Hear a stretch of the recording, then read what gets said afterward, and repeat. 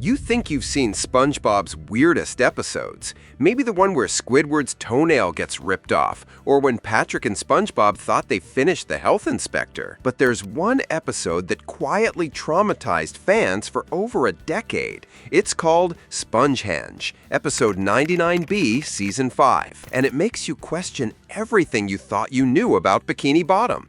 Most fans skip it. The ones who don't, they finish it feeling like they just watched something they weren't supposed to see. Let's start with what actually happens, because the surface story is innocent enough. It all begins with wind. Just wind. Two random fish leave a diner complaining about the weather. One says, "Neptune must be angry." The other corrects him, "Nah, it's Poseidon. Everyone knows he's the real ruler of the sea." It's throwaway background dialogue, the kind of joke you'd normally ignore. But here's the thing. In SpongeBob's world, throwaway lines don't exist. Every detail matters, especially when it involves gods. The wind gets worse. It snatches food from the fish, hurls it across town, and smacks sleeping SpongeBob right in the face. He wakes up, notices it's goulash, and goes to the window hoping to return it. That's when it happens. A gust hits him, blows through his holes, and makes this sound.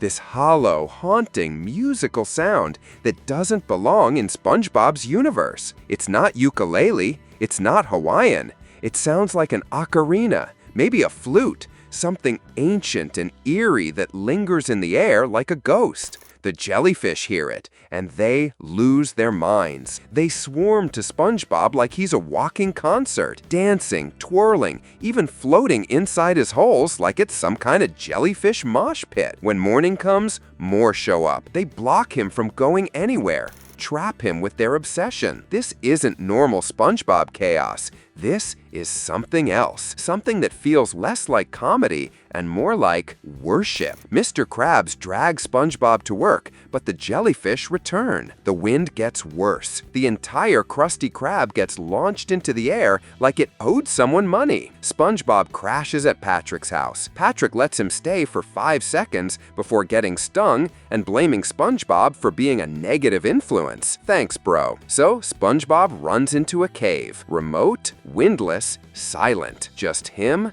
and rocks. And here's where the episode takes a hard left into psychological horror. SpongeBob starts talking to rocks, laughing to himself, growing this wild wizard beard like he's been in there way too long. Then he builds a statue, a stone replica of himself, not for decoration, to talk to have tea with. When wind hits the statue, it makes the same haunting sound. The jellyfish return. SpongeBob gets an idea. He starts building dozens of massive stone versions of himself, placed in a perfect circle, each one tuned to catch the wind just right. But here's what's disturbing. He's not trying to escape the problem anymore. He's trying to control it, perfect it, make it permanent. He's building because he has to, like he's possessed by the idea, like he can't stop. It works. The jellyfish stop swarming him. The music is enough. For the first time in who knows how long,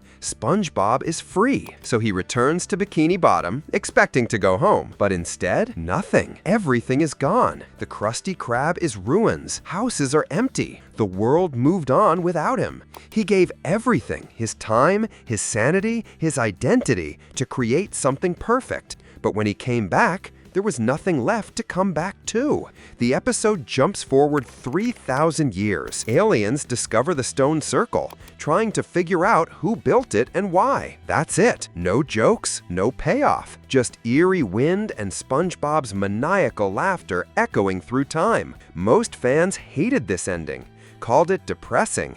Not even a real SpongeBob episode. But they were missing the point. Remember that throwaway line about Neptune and Poseidon? It's the key to everything. We've never heard Poseidon's name in SpongeBob before this episode. Sure, he shows up later in Sponge on the Run, but there he's obsessed with skincare and bath bombs. Not exactly godlike. Meanwhile, Neptune has been the king of the seas since day one.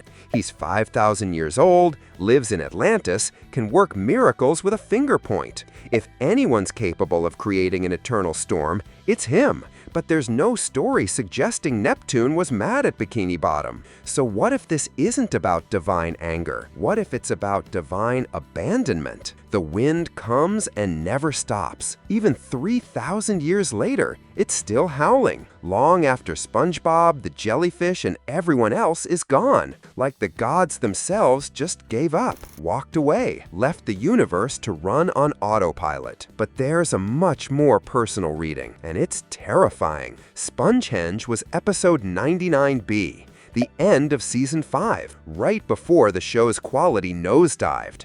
Most of the original creative team, including Steven Hillenburg, had already stepped away. The SpongeBob movie was supposed to be the grand finale, but we couldn't let it go. We demanded more, so the network obliged. They kept SpongeBob alive, but was it really alive or just a hollow replica? The wind, loud, chaotic, never-ending, is fame. It comes out of nowhere, makes music, draws a crowd.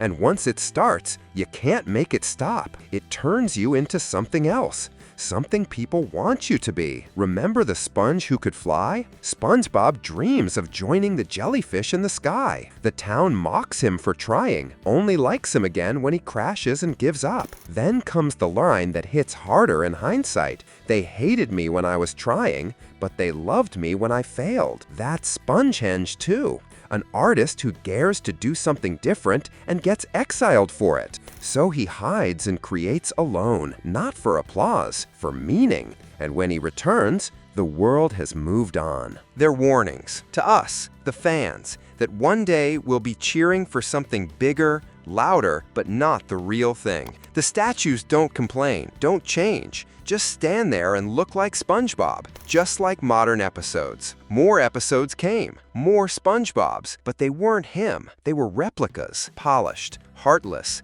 made from stone. No feelings, no weirdness, just content. In that final shot, SpongeBob stands in front of it all, a man out of time, replaced by statues performing to a crowd that isn't listening. The wind never stops. Even 3,000 years later, it's still howling. The jellyfish are dead. SpongeBob is gone, but the storm continues, because that's what fame does. It outlasts everything. The person who created it, the world that nurtured it, even the fans who demanded it. It just keeps going, hollow and endless, until someone from the future stumbles across it and asks, "What is this? How did it even get here?" Maybe Spongehenge wasn't nonsense. Maybe it was the original team's final message. A whisper buried in the wind, a goodbye to the fans, and a time capsule for what the show used to be before it got lost in its own echo. The sad part? We're the ones who changed him. We're the jellyfish, swarming around something beautiful until it has no choice but to hide in a cave and recreate itself in stone. We loved the music so much that we didn't notice when it stopped coming from the artist and started coming from monuments. The storm is still blowing. The statues are still singing, and somewhere in the distance, if you listen carefully, you can still hear SpongeBob laughing. Not with joy, but with the kind of laughter that comes from someone who finally understands the joke. The joke was on us all along.